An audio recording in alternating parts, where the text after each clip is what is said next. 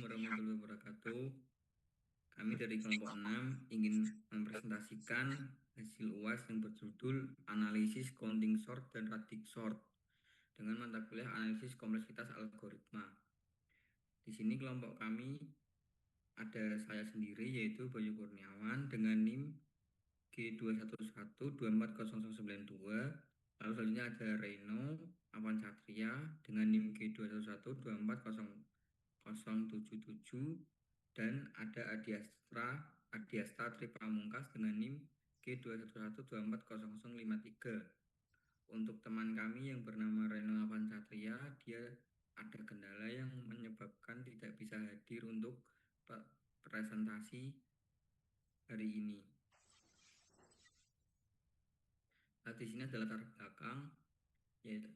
Pengurutan data merupakan salah satu proses penting dalam ilmu komputer karena digunakan dalam berbagai aplikasi seperti pencarian data, pengolahan database, dan analisis informasi. Berbagai algoritma pengurutan memiliki karakteristik yang berbeda-beda. Oleh karena itu, diperlukan analisis untuk mengetahui algoritma mana yang lebih efisien berdasarkan waktu eksekusi, penggunaan memori, serta kompleksitas algoritmanya.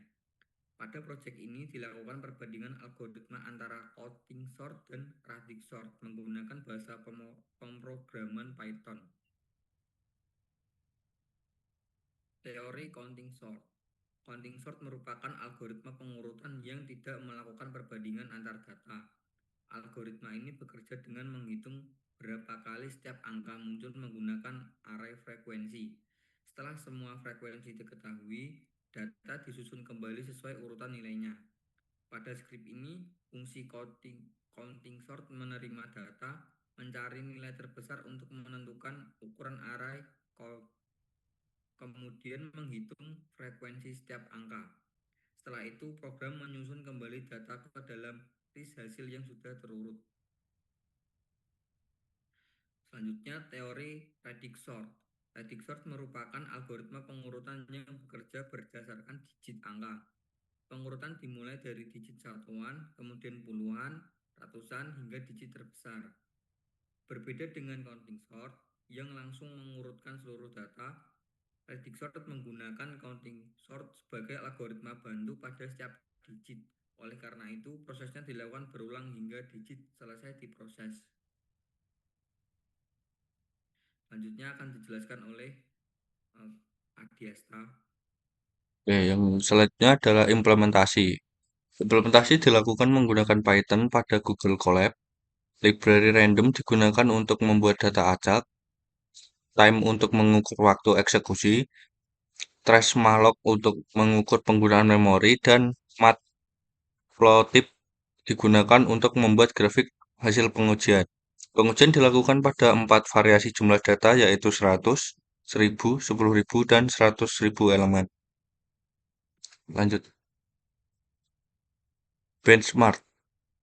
Benchmark dilakukan untuk membandingkan performa counting sort dan radix sort berdasarkan waktu eksekusi dan pengguna memori.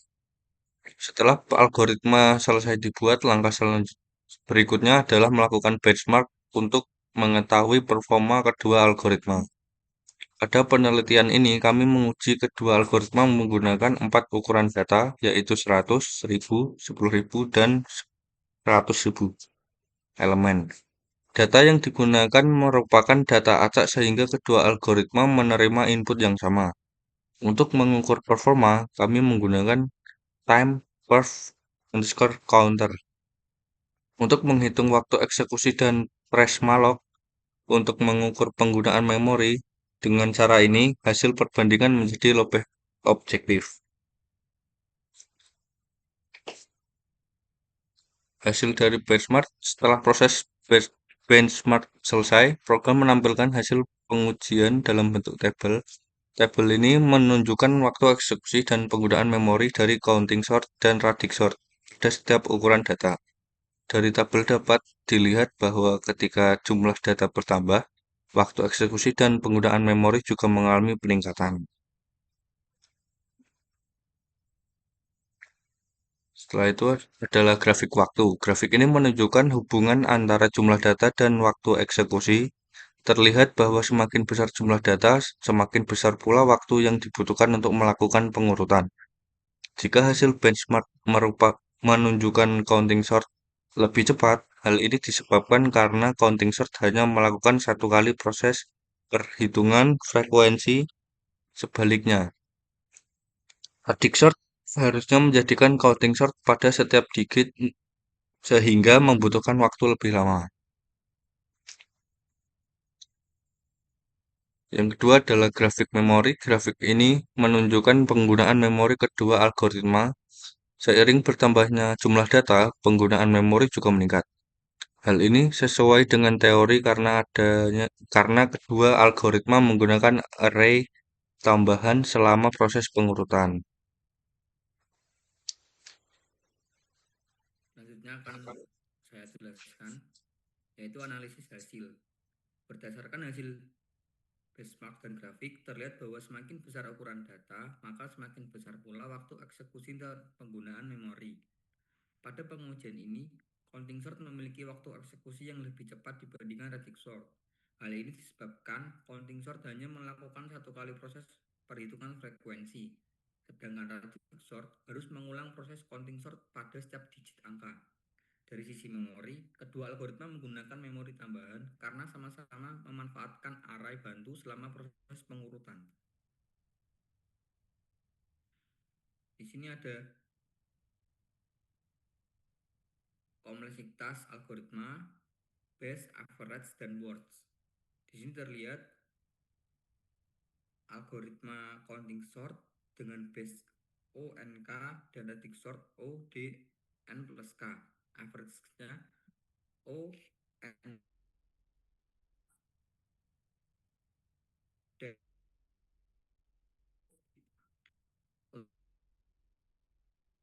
worst case-nya yaitu ON plus K, radical sort ODN plus K. Untuk space kompleksitinya untuk counting sort yaitu ON plus K dan radical sort ON plus K. Pada counting sort, kompleksitas waktu untuk best case, average case, dan worst case semuanya sama, yaitu ON plus K. Hal ini karena algoritma selalu menghitung frekuensi seluruh data tanpa dipengaruhi oleh urutan data. Pada radical sort, kompleksitas waktunya adalah ODN plus K. Simbol D menunjukkan jumlah digit terbesar dari data. Walaupun data sudah terurut atau terbalik, setiap digit tetap harus diproses menggunakan counting sort, sehingga kompleksitas waktunya tetap sama pada ketiga kondisi. Dengan demikian, hasil benchmark yang menunjukkan peningkatan waktu eksekusi seiring bertambahnya jumlah data sudah sesuai dengan teori kompleksitas yang dipelajari. Kesimpulannya, berdasarkan hasil implementasi dan pengujian, dapat disimpulkan bahwa kedua algoritma memiliki karakteristik yang berbeda. Counting sort lebih efisien ketika rentang nilai data relatif kecil, sedangkan radical sort efektif untuk data dengan jumlah digit yang lebih banyak.